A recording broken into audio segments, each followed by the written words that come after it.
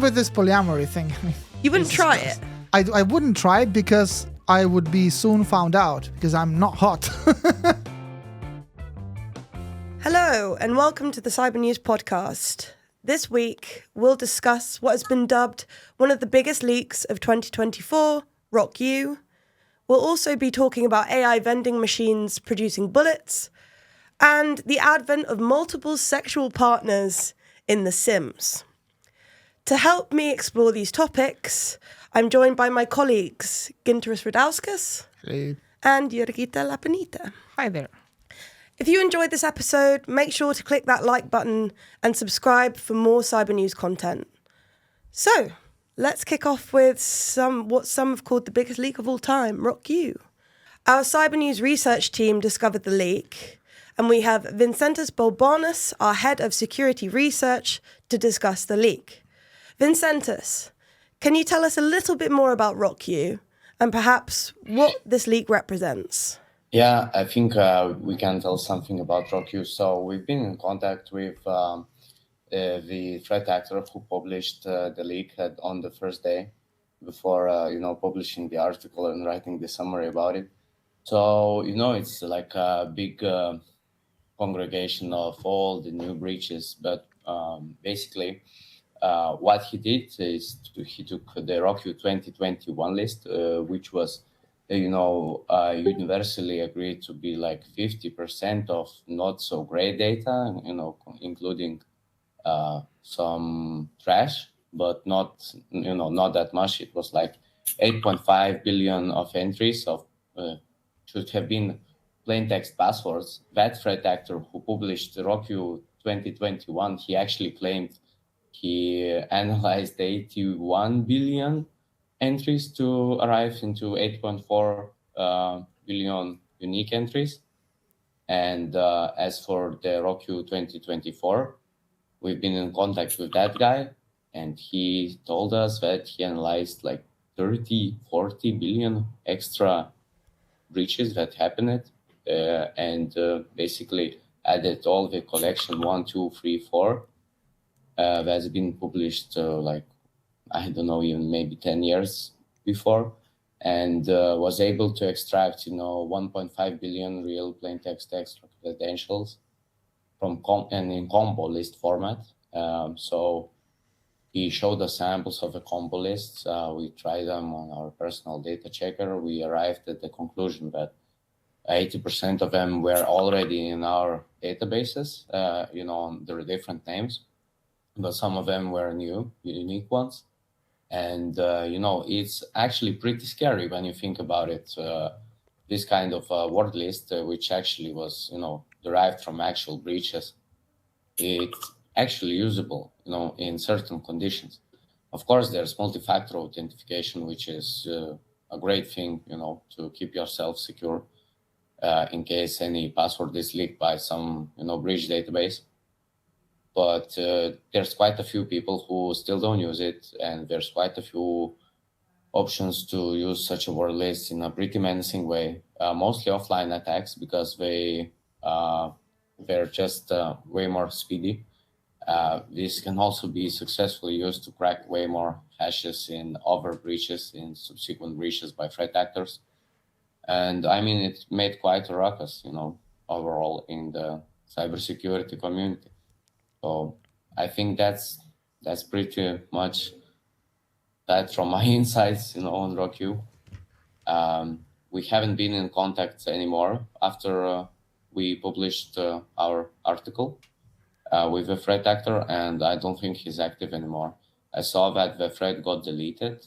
I saw that Mega took down the download, but I think it's all over internet because I've seen after investigating that thing myself after quite some time, like 3-4 days after publishing the article, I've seen that in Reddit people, are still sharing links in magnet format or not what.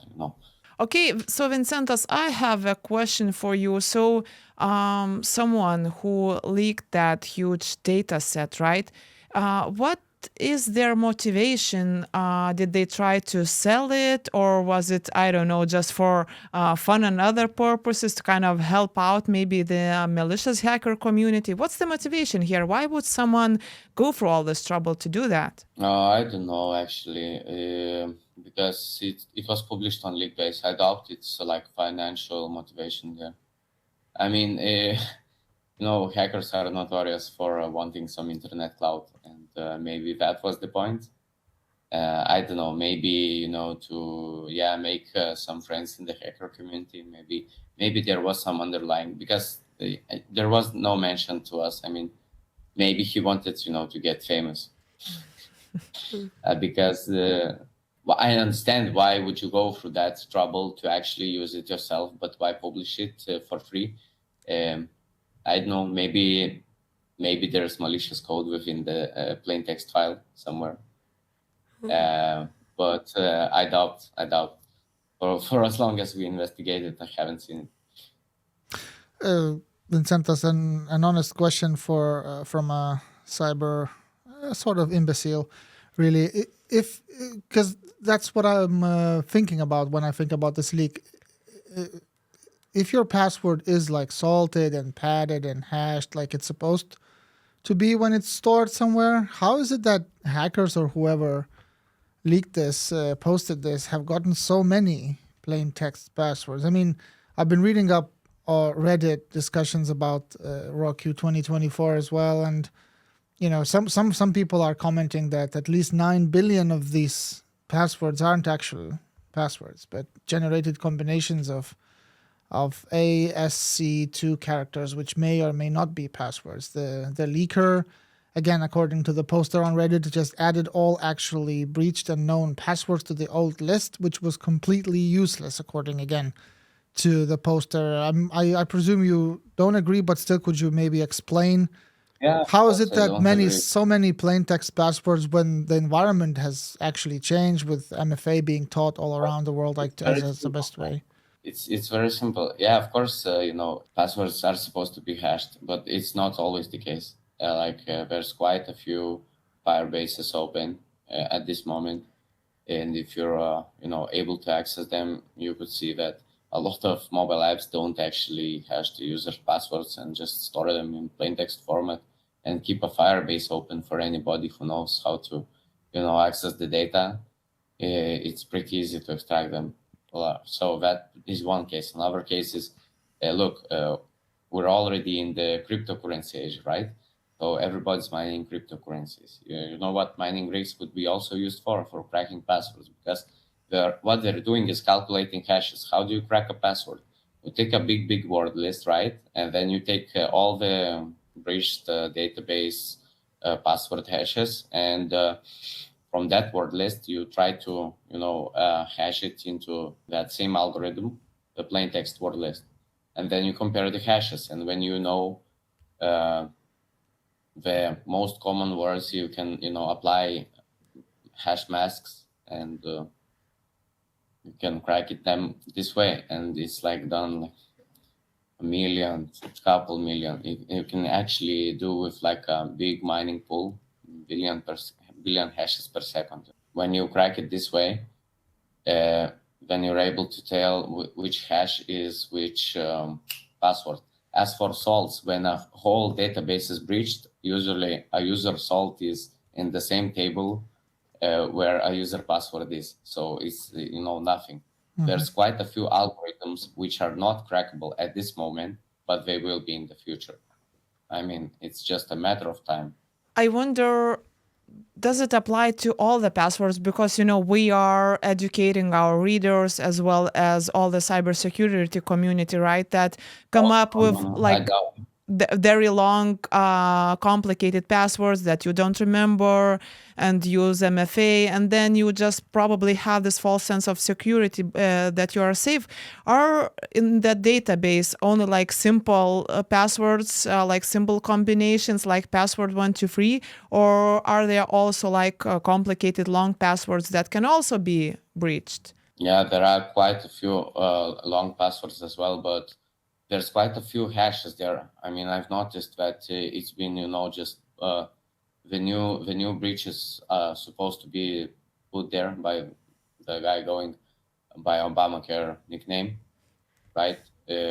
He was just putting it on top of RockU 2021 for as long as I saw, as I analyzed.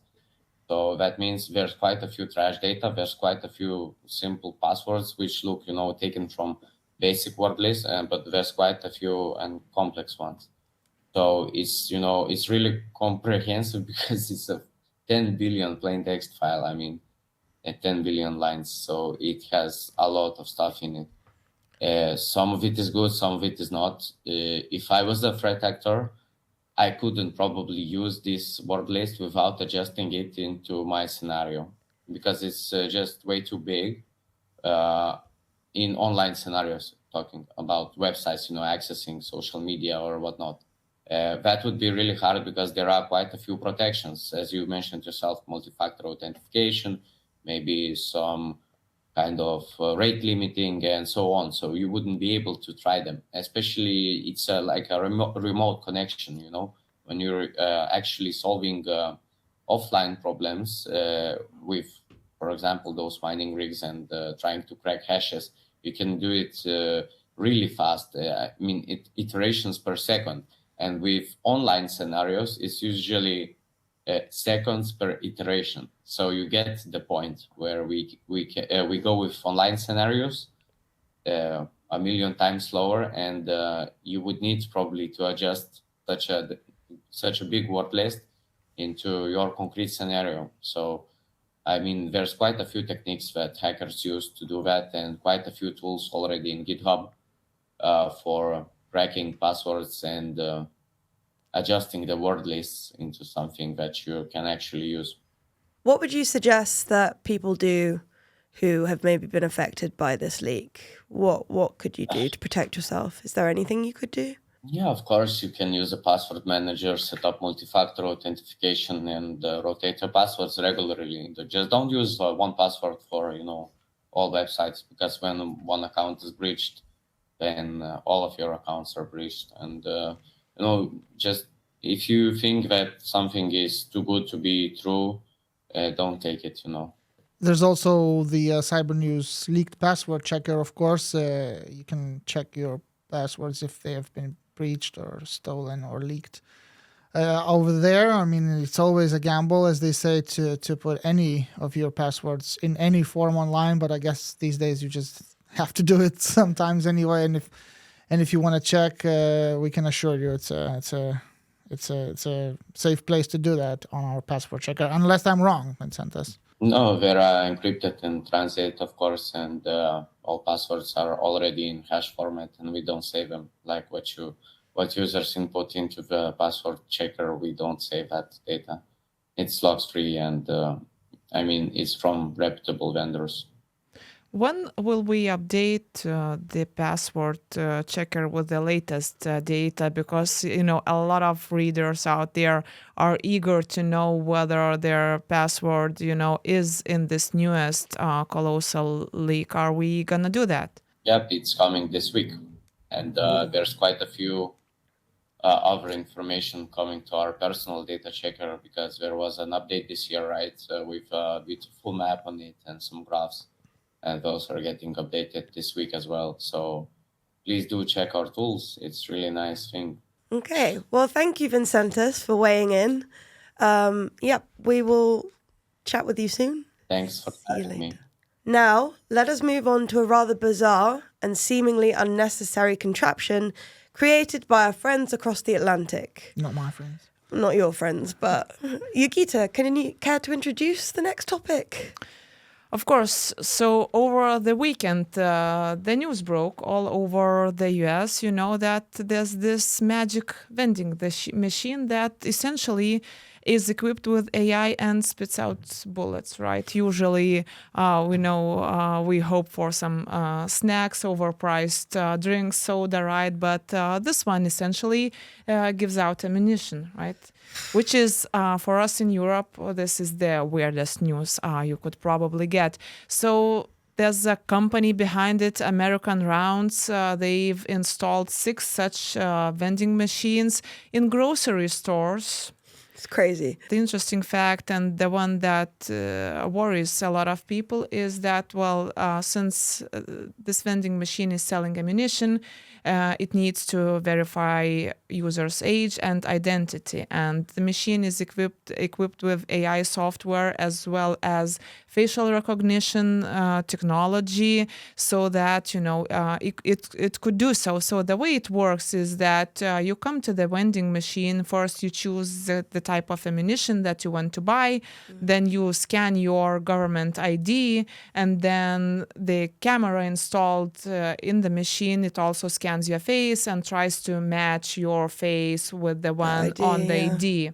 Essentially, what the company is saying, and I think I agree with them here, that it's way safer, for the public to buy ammunition in this way, because the user who wants to buy those bullets is forced to scan their IDs, while in some other stores, right, quite often, because, you know, it's the US and it's quite common to buy ammunition, people don't always get asked their IDs, right? Yeah.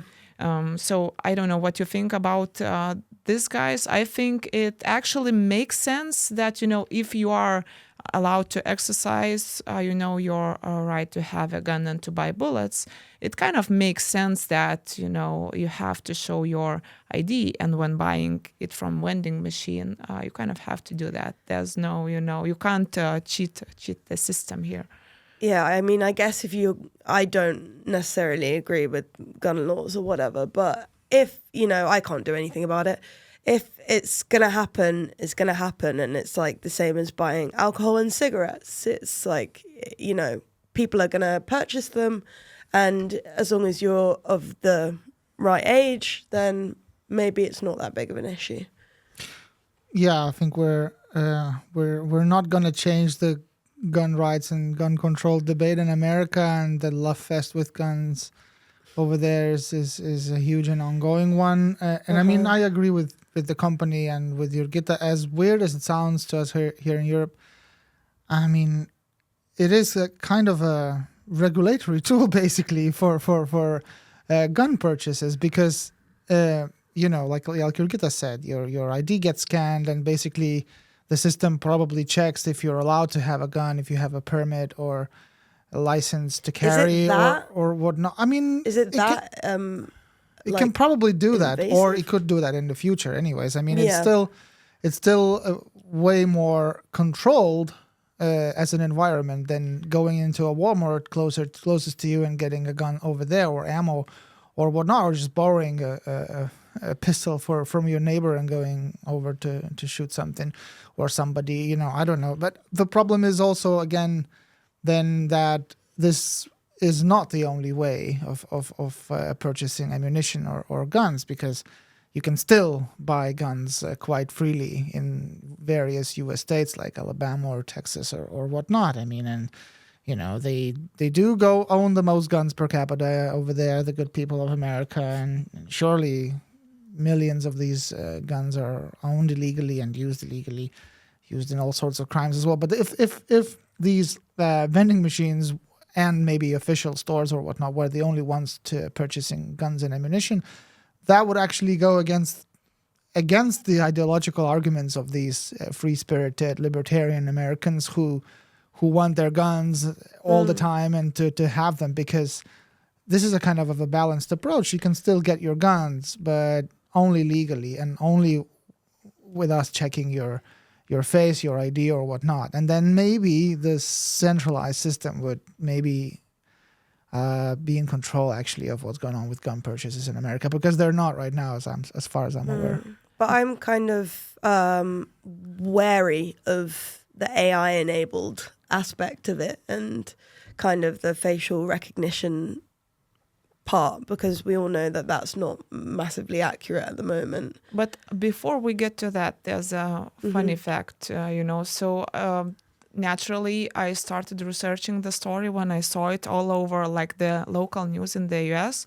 Went to the company's website, on its YouTube, and apparently it was the first AI vending machine for ammunition was installed like half a year ago. And then I thought, okay, why now? Like the Telegraph, Newsweek, and big media outlets are talking about this.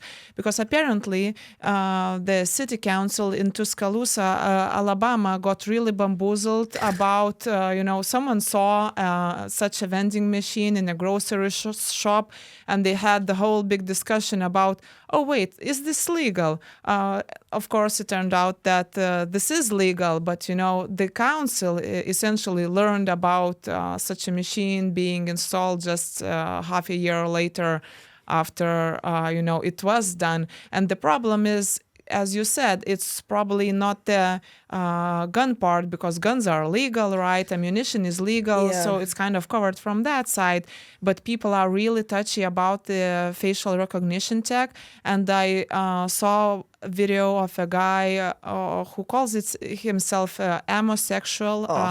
Amazing. That was news to me. Amosexuals are people obsessed with owning guns, supporters of the right to bear arms, essentially.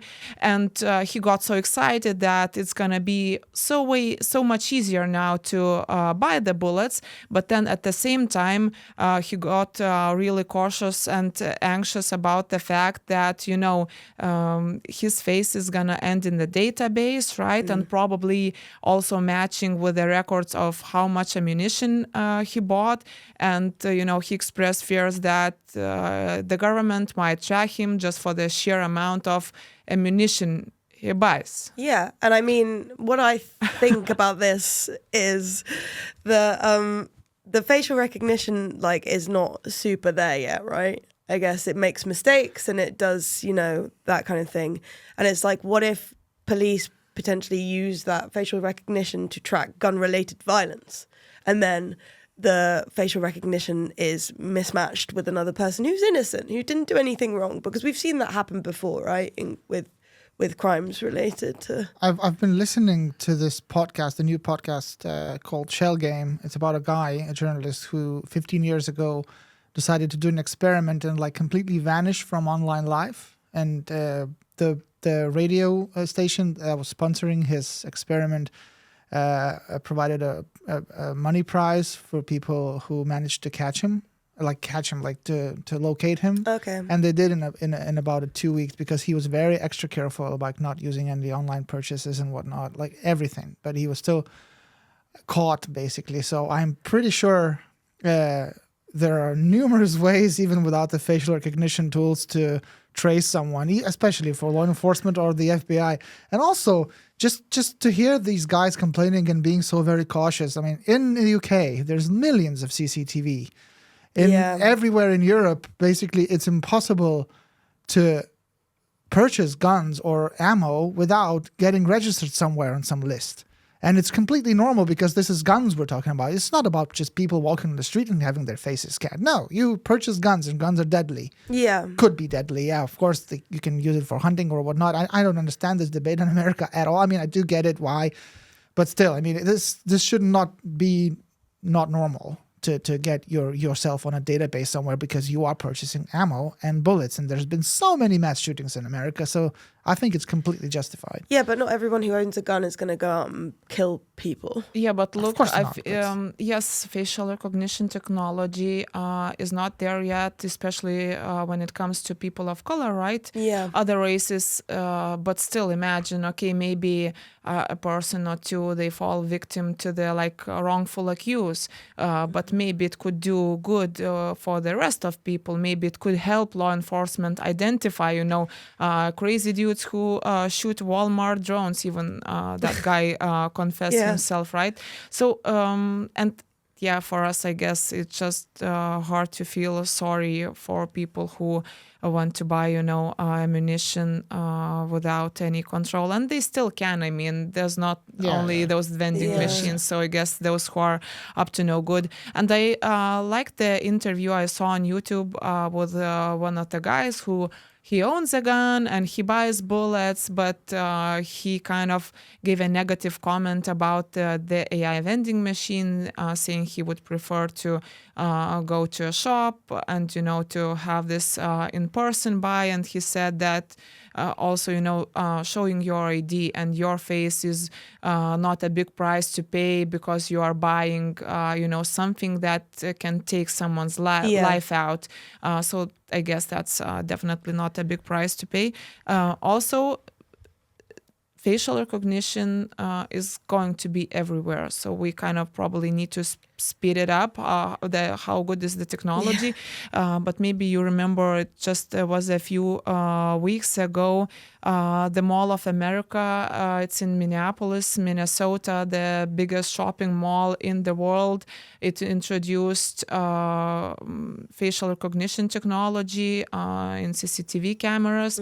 There was a huge shooting a few years ago. The guy was just sentenced because he killed another person, and they are trying that way to protect themselves and users, customers, right? They essentially, they scan your face, they match it to the database of persons of interest, so meaning, persons who are considered as dangerous, and then, see if you are in danger or not. So I guess that's kind of privacy intrusive, but also given America's love for guns, you can. That's just makes sense, right? It just at the same time, gun and surveillance are supposed to keep you safer, which is ironic. I guess. It is ironic, but it's there. So.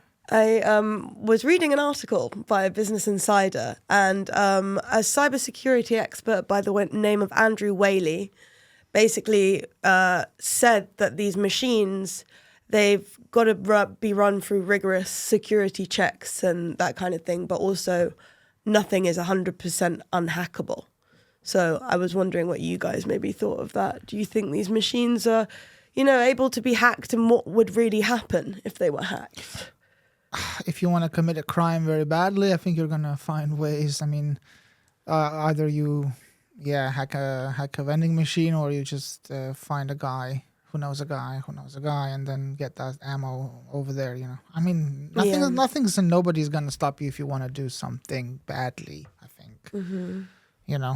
So I don't know, that's my 2 cents. It is hackable, yes. Yeah, everything sure. is hackable. Everything is hackable. Probably, but I guess what's the worst that could happen?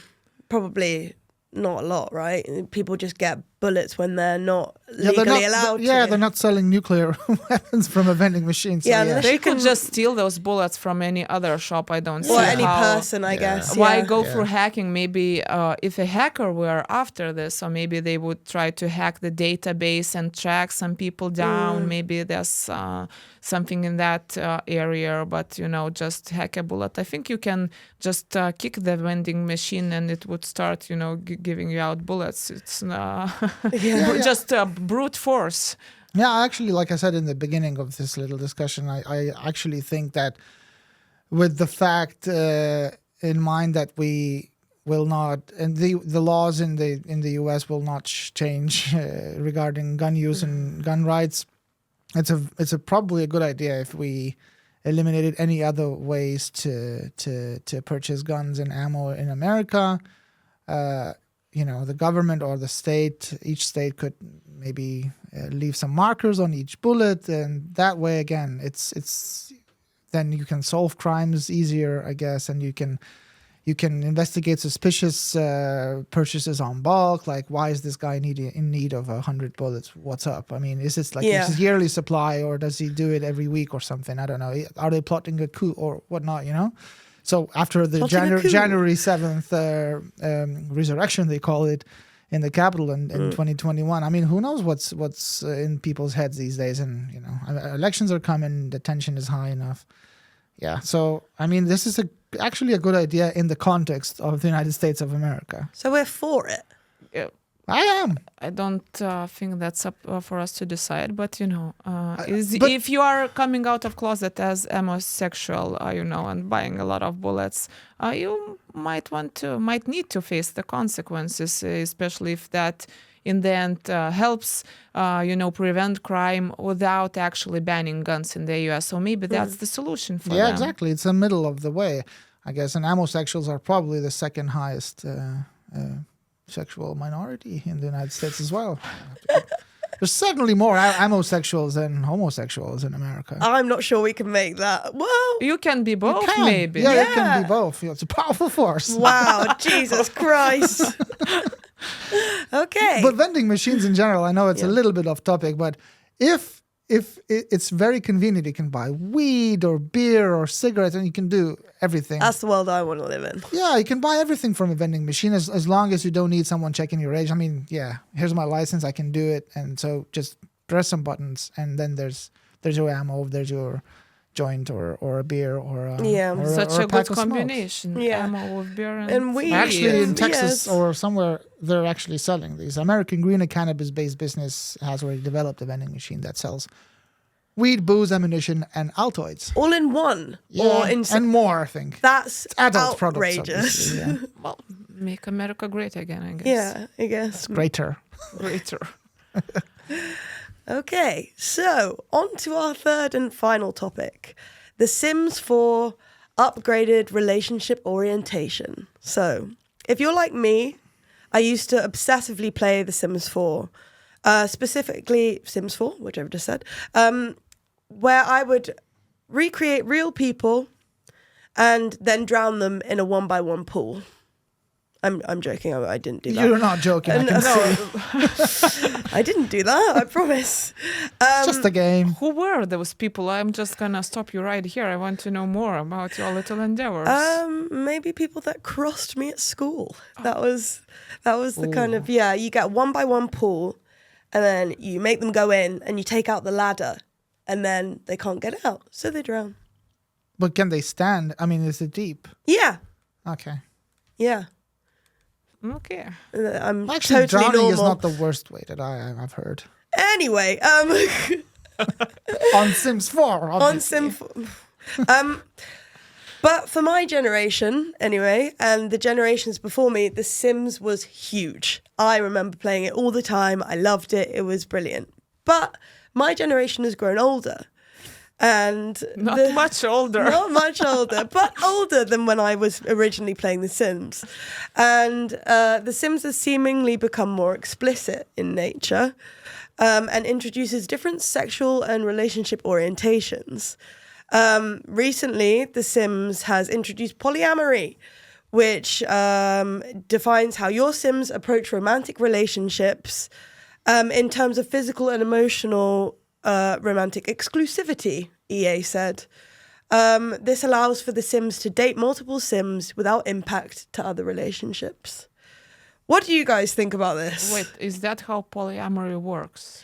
Yeah, so I am no expert on polyamory, but I believe I've met various people who are polyamorous, but it's like where you have a partner. I think you can have like a core partner, and then you are allowed to break off into have other romantic or sexual relationships with other people, but you're still together. So that means, and the core partner is aware, probably. Yeah, in most cases. I think usually the core partner is also polyamorous. Maybe not always, but yeah. So what do you mean that it wouldn't have any effect on your relations? Well, yeah, because say, for example, if you're in an exclusive relationship, like a exclusive monogamous relationship, and one of you cheats, I think that's going to have a horrible impact on your emotional and, sexual connection, maybe. So if you're polyamorous, I guess it's like an unspoken rule or an unspoken law. It's a spoken rule that you can't. But you cheat. must be yeah, exhausted. I I mean, guess. I get that your core partner probably wouldn't leave you because that's your agreement. But having not just some random affairs, but romantic relations with more people and trying to keep more relationships as opposed to just one night stands, it sounds exhausting. Yeah, but some people, I guess, just really really want that kind of lifestyle. And now they want to play that on The Sims. On The Sims, yeah. And The Sims have provided the option because supposedly they are attempting to reflect the gender and sexual diversity of the real world. Yep. And that's how tech or gaming industry is I guess, So woke. progressivizing or whatnot. Yeah, it's a bit. Yeah. I mean, I've never played Sims, so I don't really. oh, care you're at all. missing out. No, so no. good. I know that train is bound for glory, but I just It want to is, get out I'm of telling it. you. Nope. But I don't know. I don't know how I feel about it because I like The Sims, but I don't know. There was an element about it which it's not real and it's not necessarily true to life, and maybe it shouldn't be all the time. So I was reading that like The Sims 4 has introduced like basically top scars and like things like that, which basically, you know, is entering the trans The what? Sorry. top scars. So What's it's when you that? get a mastectomy because you want to transition into male. And they're adding things like that into the game, which, you know, I have no issue with, but it just feels like, it does feel like, to me, it was a game from my childhood, and I feel like it kind of should be played by children. This is 18 plus, by the way. But Sure. Can I just interrupt a little bit? Yeah, sure. Because I'm confused. It's fine with me when you are trying to show the world as it is, even in gaming or in these scenarios. But at the same time, some things they shouldn't be maybe, I don't know, praised or shown as completely normal, because maybe Sims 4 would like to show that there are serial murderers in the world or rape or whatnot, you know? Because is there rape in the game? Because it's part of real life, right? I mean, like I don't polyamory. think so.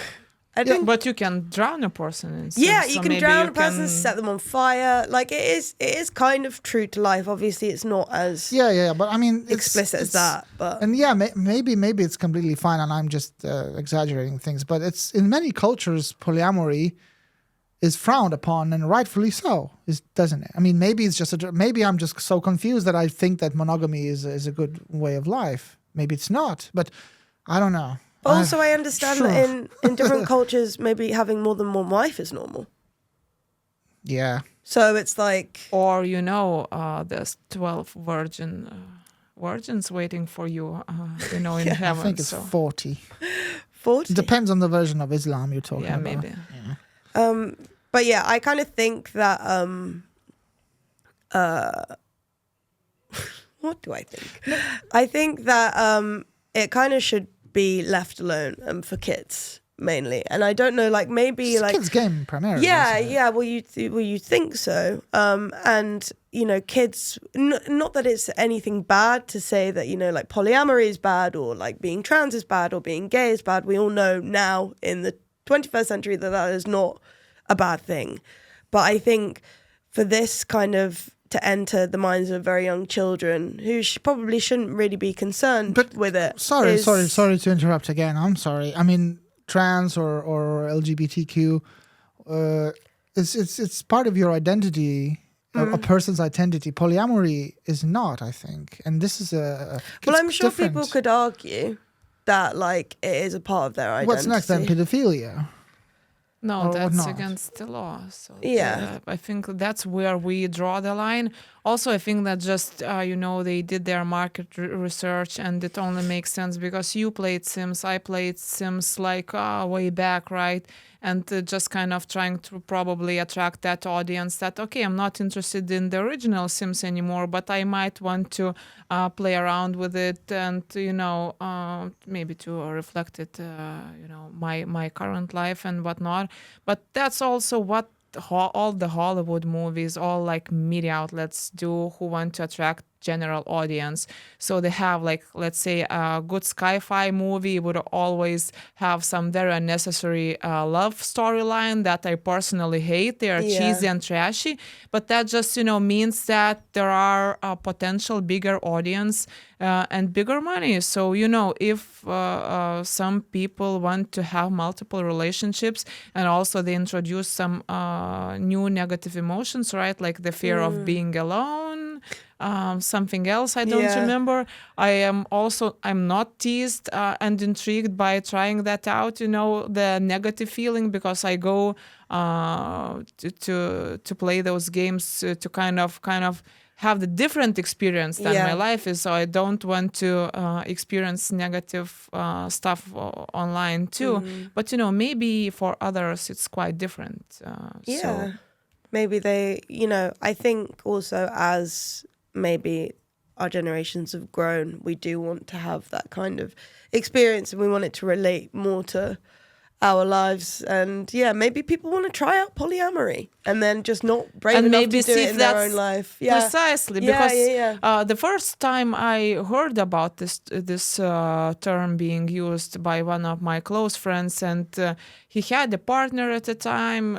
His child was like 2 years old, and then he got a girlfriend, and it was like 2 full-time jobs, like keeping the family, the kid, and then the girlfriend. Everyone was so demanding. And I was like, oh, this is so interesting. Seems exhausting, but I was so happy because it was working for him until it didn't at some point, of course.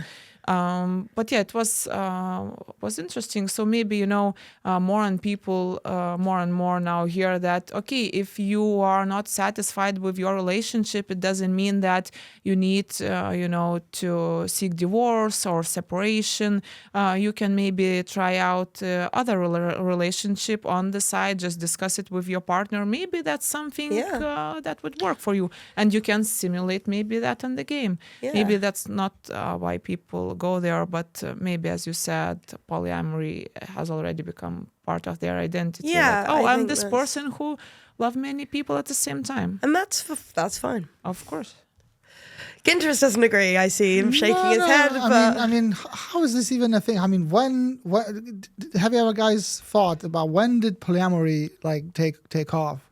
When did it become a thing? Actually, I'll tell you when. When Instagram and social media started off as well, because people want to show off and talk about this thing, part of their identity. No, it's bloody not. But surely it's been going on for ages. Well, true, but it wasn't. But was, again, in my personal opinion, popularized? It's popularized. It's hashtag now and viral and whatnot. But I just don't agree. I don't think I've never tried, and I don't want to try polyamory. And even if I wanted to, because I saw some viral videos of how great their lives are, like you did, like they managed somehow to make it work. This guy, I don't believe that all the partners involved would actually sincerely agree to this kind of structure of multiple relationships. I don't believe they would maybe say, let's try it out. That's fine. But either it would stick at it but be unhappy about it or cry at night about it, or they would just break it off after a few months or years. I sincerely believe it would not work, even though, yes, I haven't read too much about the topic. But if you're heading for divorce, and that's another thing you agree that maybe, okay, we don't, doesn't satisfy us, but still what we have is nice. So maybe we could get what we lack from other people. That's also fine, But do you respect your partner even if you're getting a divorce soon enough or whatnot? You still ask or not that's what permission. Polyamory is when you agree. It's not then when you keep secret relationships. Is that when you agree? I think it's close to open marriage, but it's not like having one night stand. It's more like keeping several relationships. It's always it's supposed to be done with others' consent, but no, I don't believe it's sincere ever. Well, I mean, you're kind of from the position that the people who are into polyamory are simply like sheeple, who are just like kind of going along with this because it's like popular or whatever. But it's people's like orientation. It's like, I feel like it's maybe, have you not a succinct choice all the time. Yeah, it's like, okay, maybe, I don't know. Are women or men having, are the centers of these relationships more? I have experience. No, wait, hold on. On Sims 4, just say that. No, not. In real life, I have met people who have been in polyamorous relationship, and it's actually been the women who have kind of spearheaded the Okay. conversation. So they want the choice Yeah. that men had for ages, I guess. Yeah. But, Emancipation. now we just keep it out in the open. Yeah. I think it's easier, polyamory, and the fact that it's popular makes it easier to discuss, right? Maybe you always wanted to bring that up in your relationship, but now you can just start, oh, hey, did you see this, trend on Instagram? And that's how you get into talking about that. Or you play The Sims. Or you and you're play The like, Sims. Okay, let's get into this. I've tried it out on The Sims in my simulated life. Now I'm going to emulate it in my real life.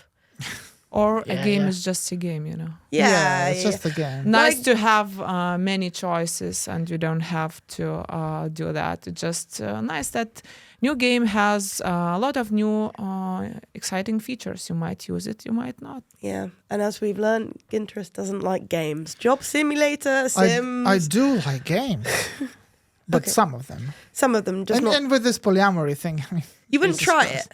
Not in real life, but in I Sims. even if I wouldn't try it because I would be soon found out because I'm not hot, and nobody would want to be in another On relationship The with Sims, me. So yeah. you can be anything you want to be. That's the beauty of it. Sims, yes.